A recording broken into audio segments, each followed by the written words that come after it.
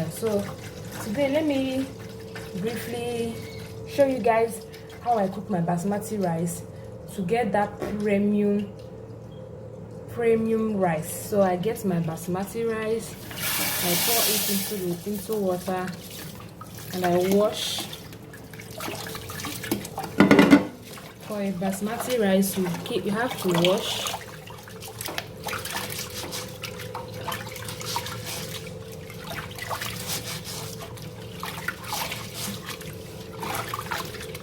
You see how the water is changing? Those are the excess starch being removed from the water. You have to keep washing it. You wash, you change water, and you keep doing this process until the water is completely white. You can wash as many as you want, provided they are starch.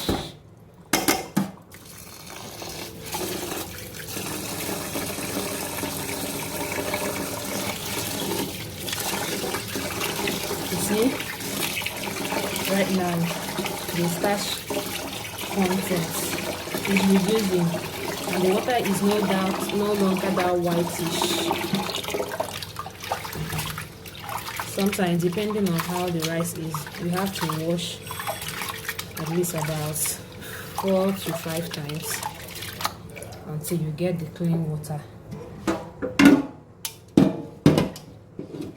See, and wash and see. Make sure you use a tiny opening sieve like this, so that while washing the rice, you don't have to start rushing to get the rice off the water. So for this slimy, straight nature, you see right now the water is changing.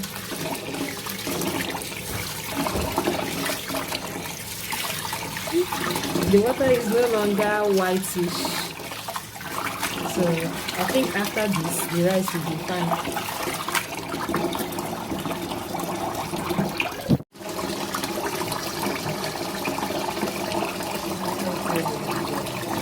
See, the water is already clean now, so I will pour it on the sieve and allow it to dry before I cook. Guys, we've allowed the rice to dry in a sieve for about 20 minutes now. So in our pot we are pouring in some water, cover to allow it to cook, to boil for some time before we add our rice into it.